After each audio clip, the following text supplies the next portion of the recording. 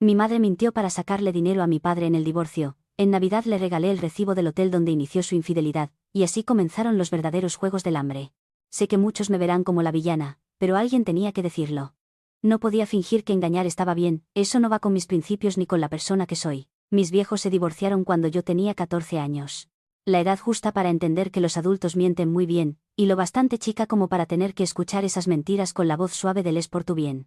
Mi mamá Verónica siempre contó esa historia como si fuera un comunicado de prensa cuidadosamente editado, que se habían dejado de amar, que se dieron cuenta de que separarse era lo más noble para los hijos, y que decidieron seguir siendo buenos amigos. Suena hermoso, casi como para imprimirlo y colgarlo en la pared. El problema es que no era verdad. Si de verdad hubieran sido amigos, yo no habría crecido en una casa donde ni se miraban a la cara, donde no se hablaban directamente, y donde la única comunicación era a través de frases administrativas tipo: decile que firme esto o avísale que no tengo tiempo. Nunca los vi sentados en la misma mesa después del divorcio. Nunca escuché una charla normal. Nunca sentí nada que se pareciera mínimamente a lo civilizado. Pero Verónica lo contaba distinto, siempre una versión lustrada. Decía que mi papá Álvaro era frío, indiferente, incapaz de entender todo lo que ella había sacrificado, que había aguantado durante años. Que se fue no por ella, sino por mí. Contaba esa historia a la familia, a los amigos, a cualquiera que quisiera escucharla.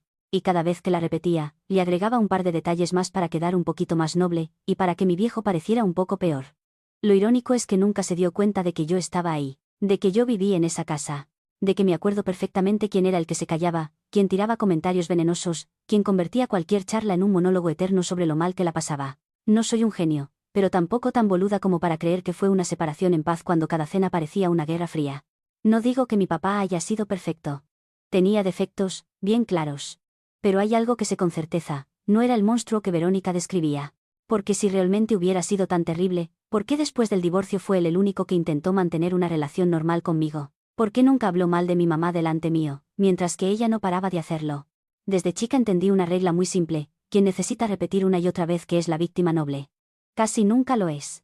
La gente que de verdad está herida no suele necesitar público. Verónica sí. Siempre. Por eso crecí con algo que mi mamá jamás previó: desconfianza. No me trago historias demasiado prolijas. Siempre me pregunto qué parte falta. ¿Quién sale ganando si esta versión se cree? Y tal vez por eso, muchos años después, cuando la verdad me cayó en las manos casi por accidente, no me choqueó. Sentí algo muy familiar. Otra vez lo mismo.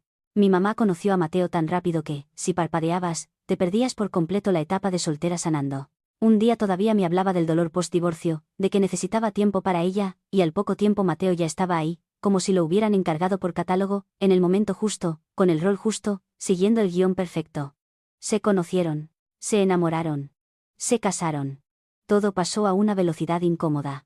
Mateo es ese tipo de hombre al que le encanta parecer un buen hombre. No serlo de verdad, sino verse como uno. Habla en frases hechas, casi eslogans: un hombre tiene que hacerse cargo de su familia, a mí no me pesa la responsabilidad, tu mamá ya sufrió demasiado. Siempre lo dice lo suficientemente fuerte para que otros escuchen, y lo suficientemente lento como para que puedan asentir con admiración. El problema es que cada vez que él brillaba, alguien tenía que quedar por debajo. Y ese alguien casi siempre era mi papá Rafael. Mateo nunca lo atacaba de frente. No le hacía falta. Usaba esas ironías suaves como algodón, pero con veneno adentro: si antes alguien se hubiera ocupado, no estaríamos así. Ahora tenés un verdadero ejemplo de hombre. Lo decía delante mío, con esa sonrisa segura de quien cree que está haciendo lo correcto. Mi mamá no lo frenaba.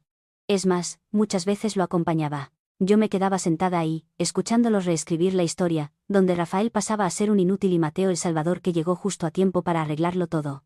No decía nada. No porque estuviera de acuerdo, sino porque aprendí temprano que a la gente que ama hacerse la noble le molesta muchísimo que le rompan el libreto. Mateo me trataba con una cortesía justa, la suficiente como para que nadie pudiera reprocharle nada, pero tan fría que no dejaba lugar a dudas. Me miraba como un extra innecesario del paquete familiar, no pertenecía al pasado que él quería borrar, ni era imprescindible para el futuro que estaba armando. Yo no necesitaba su plata, ni su aprobación. Y creo que justamente eso lo incomodaba. Lo que más me hizo desconfiar no fue su actitud, sino la línea de tiempo. Cada vez que preguntaba cuándo se habían conocido, la respuesta cambiaba un poco. Un par de meses más, otro escenario, algún detalle agregado o borrado. Mi mamá se ponía a la defensiva cada vez que alguien mencionaba el comienzo. Como si tocar la verdad pudiera hacer caer algo demasiado frágil. Un hombre que aparece demasiado pronto, demasiado perfecto, demasiado adecuado al papel, rara vez es un milagro. Casi siempre es una pieza que ya estaba colocada antes, esperando el momento justo para mostrarse. Y empecé a entender algo: si necesitas retocar la cronología una y otra vez para que la historia cierre, probablemente el problema no sea la memoria, sino la verdad. No corté con mi mamá con una pelea monumental. No hubo portazos. No hubo declaraciones dramáticas. Hice lo que mejor sé hacer cuando siento que algo no está bien: di un paso atrás. Después de que mi mamá se casó con Mateo, empecé a desaparecer lentamente de su vida cotidiana. No del todo, no como si me hubiera evaporado, sino reduciéndome al mínimo indispensable: felicitar en los cumpleaños, contestar mensajes cuando era necesario, aparecer en reuniones familiares obligatorias y irme temprano. No preguntaba de más. No contaba cosas personales. No me dejaba arrastrar a nada que sonara a familia nueva y unida. Lo más importante, no dependía económicamente. Nunca acepté plata de ellos. Nunca le di a Mateo la oportunidad de jugar al hombre proveedor delante mío. No por orgullo, sino porque tengo clarísima una regla básica: el que paga, suele creer que manda. Y yo no pensaba darle ese poder. Nunca me cayó bien Mateo. No porque me hubiera hecho algo concreto, sino por su forma de existir. Demasiado seguro. Demasiado pulido, demasiado dispuesto a ocupar el rol de héroe en una historia que él no escribió. En la vida conocía suficiente gente como para saber que los que más hablan de valores, responsabilidad y sacrificio suelen necesitar reconocimiento, no sacrificarse de verdad. Cada vez que compartía espacio con ellos, sentía que estaba mirando una obra de teatro. Mi mamá hacía de la mujer que por fin era amada como se merece. Mateo, del Salvador. Y yo era el decorado sobrante. Estoy para completar la escena, pero no para cuestionar el guión. Lo raro es que no había una prueba concreta para señalar y decir: acá está el problema. No había mensajes ocultos.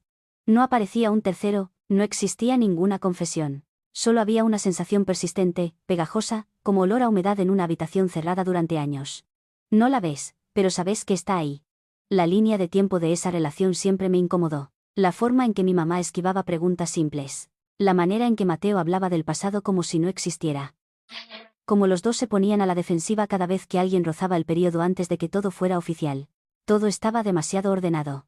Y la vida real rara vez es tan prolija. Aprendí a confiar en mi intuición desde chica. Tal vez porque crecí en una familia donde la verdad venía envuelta en explicaciones lindas. Conozco esa sensación de cuando alguien intenta convencerte de que estás imaginando cosas. También sé lo que se siente cuando desprecian tu instinto, así que mantuve distancia. Elegí cuidarme. Elegí no participar. Muchos dijeron que yo era fría. Algunos, que era insoportable. No me importó.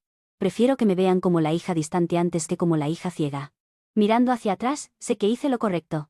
Porque esa intuición nunca desapareció, solo se quedó en silencio, como si supiera que tarde o temprano la verdad iba a encontrar la forma de salir a la luz. Y cuando ese día llegara, yo quería estar lo suficientemente lejos para verlo todo con claridad, pero lo bastante cerca como para no fingir sorpresa. ¿Alguna vez tuviste la sensación de que una relación se ve perfecta, pero aún así te genera una incomodidad que no sabes explicar? ¿Le harías caso a tu intuición? ¿O te convencerías de que estás flaseando de más? Yo no estaba buscando la verdad. La verdad me encontró sola, en una tarde tan aburrida que daba vergüenza ajena. Ese octubre me quedé cuidando la casa de mi mamá mientras ella y Mateo se iban de crucero. Me pagaron, todo correcto. Yo acepté. Transacción clara. Una casa grande, silenciosa, con internet horrible y una cantidad obscena de canales que nadie menor de 60 años miraría jamás. Busqué un libro para matar el tiempo. Y ahí fue cuando abrí la puerta equivocada. En el estudio de mi mamá había un archivador. Las etiquetas siempre habían sido una especie de chiste interno, ella las ponía mal a propósito. Si buscabas la receta familiar, tenías que abrir Viaje a la Playa 2007. Si querías ver las fotos del viaje a la playa 2007, créeme, no querías, tenías que abrir Autobiografía 2003. Así que cuando vi una carpeta que decía, Impuestos 2014, me reí. Y la abrí, adentro había una factura de hotel. Habitación para 2 personas. Cama king. Consumo de minibar vino. Late checkout. Todo demasiado específico. Demasiado claro, imposible de interpretar de otra manera. Miré la fecha. La volví a mirar. La revisé otra vez, como si los números fueran a cambiar si los miraba el tiempo suficiente. 8 meses antes del divorcio de mi mamá. En mi recuerdo, en ese momento ella le había dicho a toda la familia que estaba en un retiro espiritual, que necesitaba alejarse para sanar. Para reencontrarse consigo misma. Una historia linda, prolija y extremadamente conveniente para quien quisiera creerla. Resulta que ese retiro tenía minibar y cama king. No grité. No tiré nada. No me sentí en shock como dicen que uno debería sentirse. Sentí algo muy familiar, confirmación. Esa sensación cuando tu intuición recibe firma, sello, papel membretado y cifras concretas. Me senté en el piso, apoyé la factura sobre las piernas y, por primera vez en años, la línea de tiempo se ordenó. No más huecos. No más asuntos privados. No más moralidad difusa. Mi mamá no se fue por nobleza. Se fue porque ya se había ido hacía rato. Solo que todavía no físicamente. Sabía que estaba invadiendo. Y también sabía que no podía fingir que no había visto nada. Hay cosas que, una vez que las ves con claridad, te obligan a elegir, o te haces la boluda, o aceptas la verdad con todo lo que trae. Y yo nunca fui buena para fingir.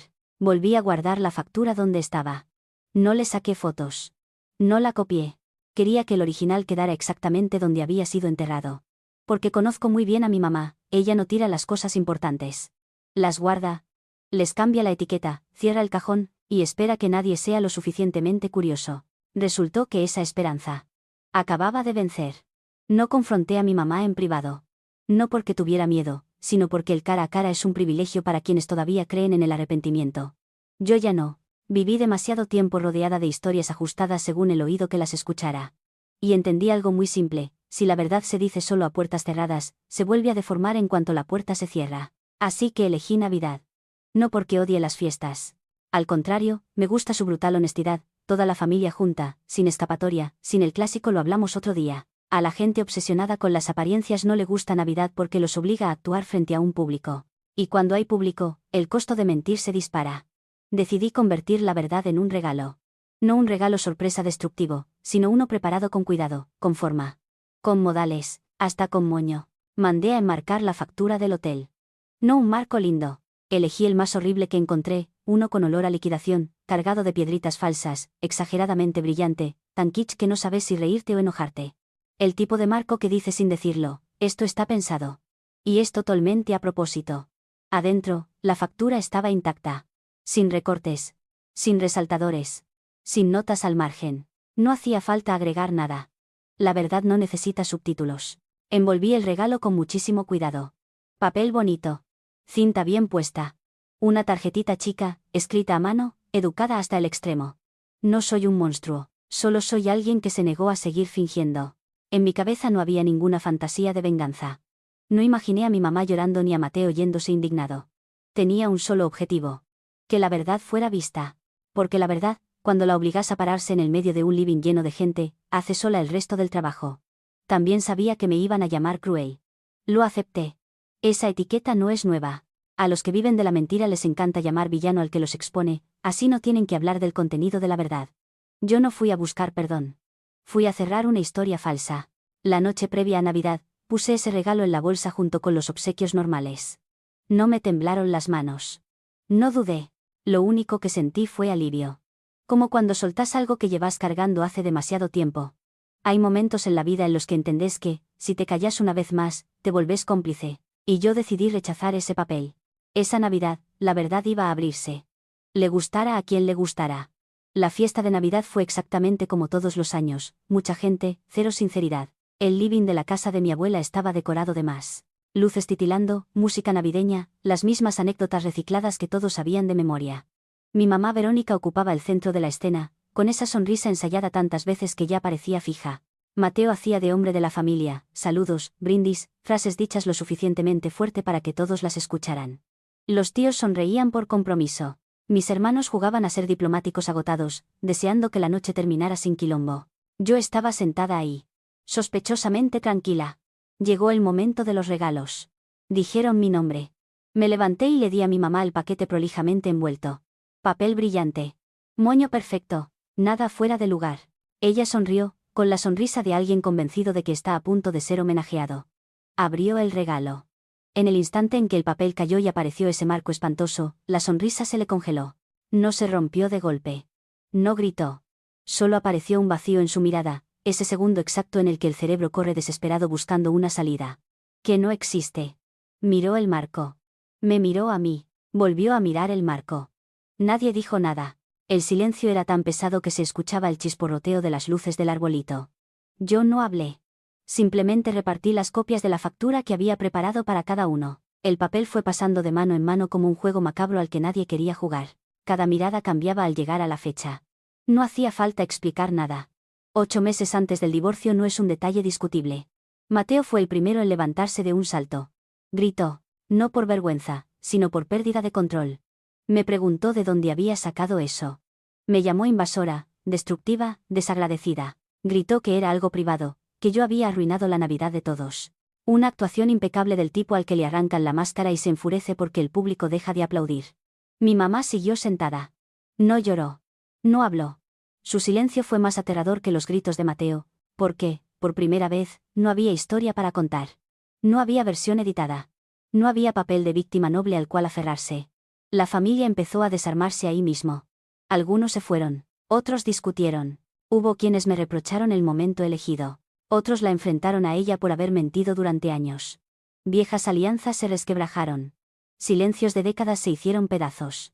Yo estaba parada en medio de todo ese caos, con una sensación rarísima, paz. No satisfacción. No alegría.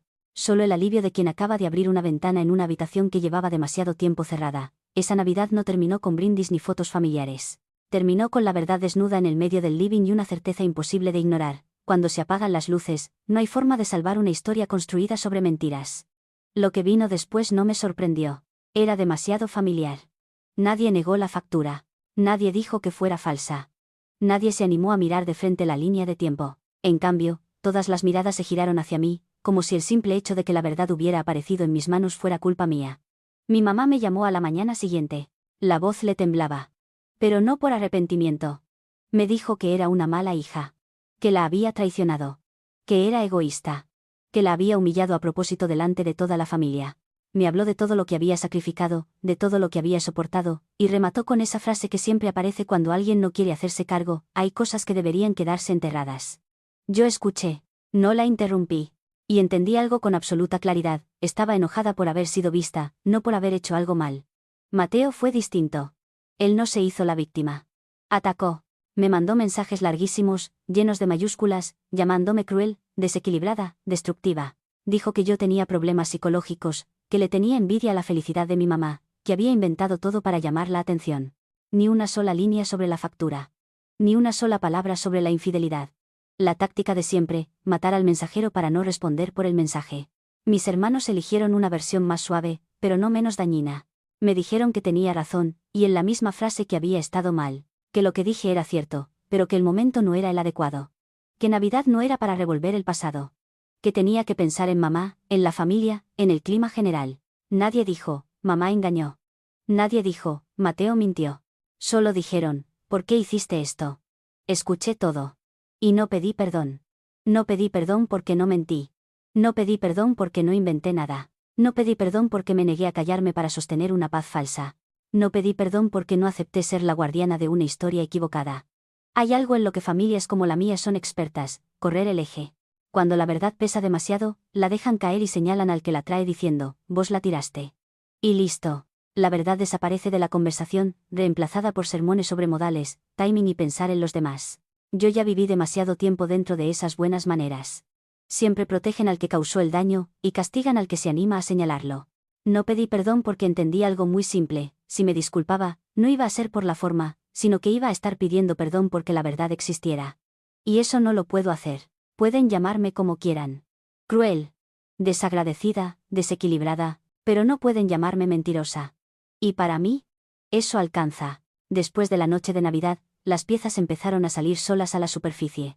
No porque alguien confesara, sino porque cuando una historia se derrumba, las demás ya no tienen dónde esconderse. Volví a hablar con mi papá, Rafael. No para consolarlo. No para pedirle perdón. Solo para hacerle las preguntas que durante años no hice, porque me enseñaron que no hay que revolver el pasado. Resulta que ese pasado no solo estaba sucio. También era ilegal. Mi mamá y Mateo manipularon el proceso de divorcio. Construyeron un relato prolijo para presentar ante el juzgado: Rafael era frío, irresponsable, emocionalmente inestable; Verónica, la madre abnegada que todo lo sacrificó y necesitaba protección; Mateo, el nuevo pilar, estable, proveedor, confiable. Todo envuelto en lenguaje moral y lástima, esa combinación que, tristemente, el sistema judicial suele aceptar cuando nadie la cuestiona. Hubo declaraciones falsas. Detalles exagerados. Fechas convenientemente borrosas. Y una estrategia clarísima: que yo me quedara viviendo con mi mamá. Yo era una adolescente. Mi presencia en la casa de Verónica se usó como prueba viviente de que Rafael no era apto para criar a su hija. Cuando la verdad era otra: tenía casa estable, trabajo estable, antecedentes limpios y quería que yo viviera con él. Pero ese deseo no pudo contra un guión bien actuado frente a un juez. Rafael perdió el derecho a convivir con su hija, aun cumpliendo con todo. Nadie me preguntó qué quería yo. Nadie me preguntó con quién me sentía más segura. Me dejaron ahí no por mi bienestar, sino por conveniencia narrativa. Una hija viviendo con la madre reforzaba la imagen de la madre víctima noble. Hacía que todo cerrara. Y yo simplemente por estar ahí me convertí en una herramienta de presión. Al divorcio lo llamaron amistoso porque no hubo gritos públicos. Pero fue amistoso como lo es un robo silencioso, sin escándalo, sin sangre, solo con alguien que pierde y otros que ganan. Rafael perdió el vínculo cotidiano con su hija. Verónica y Mateo ganaron custodia y dinero basados en un cuadro completamente distorsionado. Cuando uní todas las piezas, la factura del hotel, la cronología turbia, las reacciones defensivas y ahora el fraude legal, entendí por qué mi mamá odiaba tanto que la verdad saliera a la luz. No solo porque había engañado, sino porque, si una parte del relato se demostraba falsa, toda la estructura corría el riesgo de caerse. Ahí entendí algo clave: la noche de Navidad no fue la primera explosión. Fue apenas el comienzo de una cadena de revelaciones. Su divorcio pacífico nunca fue paz. Fue una victoria lograda a base de manipulación, con una hija parada en el medio como prueba silenciosa. Y por primera vez, entendí cuál había sido mi rol durante todos esos años, no la hija protegida, sino la pieza necesaria para que una mentira se volviera legal. Lo irónico de las mentiras es esto: solo se sostienen mientras todos callan. En el momento en que una sola persona habla, el resto cae solo, como un efecto dominó. Y cuando cae la primera ficha, nadie controla hacia dónde van las siguientes. Mi papá Rafael fue el primero en dejar de callar. Cuando salió a la luz la verdad sobre la línea de tiempo y los testimonios falsos, presentó una demanda para que se revisara el fallo del divorcio, sobre todo lo relacionado con la manutención. No por venganza, sino porque no estaba dispuesto a seguir pagando por años en base a una historia armada a propósito. Se desempolvaron expedientes viejos. Se compararon declaraciones, y por primera vez, el relato del padre irresponsable empezó a resquebrajarse frente a documentos reales. Casi al mismo tiempo, apareció otra demanda desde donde nadie la esperaba: la exesposa de Mateo. Resulta que mi mamá no había sido la única mujer que escuchó promesas sobre el hombre proveedor y la familia ideal. La ex de Mateo también encontró fechas que no cerraban, movimientos de plata turbios y pruebas de que él había sido infiel durante su matrimonio. La historia era tristemente familiar: el mismo guión, distinta protagonista. Y después llegó el golpe final: Mateo volvió a engañar. Esta vez no hicieron falta facturas de hotel. Ni exposiciones públicas. Todo salió a la luz de la manera más banal posible: mensajes, mentiras mal armadas y la soberbia de alguien convencido de que siempre zafa. Mi mamá lo descubrió y, por primera vez en su vida, quedó parada en el lugar de la mujer engañada, ese mismo lugar que durante años había despreciado. Su matrimonio se derrumbó rápido y de la peor manera. No quedó nada de la pareja perfecta. No quedó rastro del Salvador. Solo dos personas culpándose mutuamente por algo que habían construido juntas sobre una base de mentiras. Mi mamá decía que Mateo la había engañado. Mateo respondía que ella siempre supo quién era él. Y esta vez, ninguno de los dos tenía autoridad moral para hacerse la víctima completa. Mi familia se dividió sin disimulo. Los que antes me reprochaban el momento elegido empezaron a guardar silencio. Algunos fueron a pedirle perdón a mi papá. Otros fingieron que jamás habían tomado partido. La verdad, cuando ya estuvo expuesta el tiempo suficiente, no necesitó defensores. Se sostuvo sola, por puro peso propio. Yo me mantuve al margen de todos esos juicios. No participé. No alenté nada. Solo observé. Y por primera vez, vi al karma funcionar tal como dicen: sin ruido, sin épica, sin espectáculo, solo con precisión. Los que habían manipulado la verdad terminaron divididos y devorados por esa misma verdad. Todas las fichas de dominó habían caído. Y ya nadie podía culpar a quien había señalado la primera. Al final, nada terminó con aplausos ni con disculpas solemnes. Terminó de la forma más realista posible, cada uno pagando el precio de lo que hizo. Mi papá, Rafael, no recuperó todo. La ley casi nunca es perfecta, pero sí recuperó parte del dinero que lo obligaron a pagar basándose en declaraciones deshonestas. Y, más importante todavía, recuperó su nombre. El cartel del padre irresponsable por fin fue arrancado de la pared, dejando a la vista a un hombre que había sido apartado de la vida de su hija mediante maniobras legalizadas. En él no vi euforia, vi alivio, no una victoria, sino algo más profundo: que por fin lo llamaran por lo que realmente era. Mateo perdió mucho más que eso. La plata se evaporó entre juicios. Su reputación, esa de la que vivía, se derrumbó más rápido que cualquier cuenta bancaria. Y su matrimonio, construido sobre el rol de hombre proveedor, se desintegró de la peor manera: sin público, sin escenario, solo un tipo abandonado por el mismo guión que había usado para venderse. Resultó que, cuando se apagan las luces, los eslóganes no alimentan a nadie. Y Verónica, mi mamá. Ella perdió lo que creía intocable. Perdió al marido. Perdió a la hija. No porque yo le haya quitado nada, sino porque eligió la mentira como cimiento. Y cuando el cimiento cae, todo lo que está arriba se viene abajo con él. Me dijo que yo era cruel. No discutí, porque hay vínculos que solo existen mientras la verdad esté asfixiada, y yo ya no estaba dispuesta a seguir apretando. No me arrepiento. No porque gané. Esto nunca fue una competencia. No me arrepiento porque no inventé nada. No me arrepiento porque no me callé. No me arrepiento porque me negué a seguir siendo cómplice educada. Una simple factura de hotel barata, ordinaria logró lo que años de buenos modales no pudieron, obligó a la verdad a pararse en el medio del living. Algunos me preguntaron si podría haberlo hecho de otra manera. Tal vez. Podría haber confrontado en privado. Podría haberlo enterrado. Podría haber mantenido la armonía. Pero viví demasiado tiempo en una casa donde la armonía se compraba con la verdad de otros. Yo elegí la libertad por encima de la calma falsa. Mi libertad no es ruidosa. Vino acompañada de decisiones incómodas, tomar distancia, poner límites, aceptar que me odien. Pero a cambio, duermo tranquila. No tengo que recordar qué versión de la historia toca creer hoy. No tengo que proteger a personas que eligieron mentir y después pretendieron que yo cargara con las consecuencias. Si hay una lección en todo esto, es esta: la verdad siempre es cara. Pero la mentira sale mucho más cara. Acumula intereses con los años, y tarde o temprano alguien tiene que pagar. Yo solo fui la que llevó la factura a la caja. Y ahora te pregunto a vos, si tuvieras en las manos una verdad capaz de sacudir a tu familia, ¿elegirías callarte para mantener la paz, o decirla para liberarte? ¿Dónde crees que está el límite ético? Contalo en los comentarios. Y si esta historia te tocó, no ignores tu intuición. Busca ayuda legal o psicológica si hace falta. Decir la verdad no te vuelve una mala persona, solo te vuelve libre.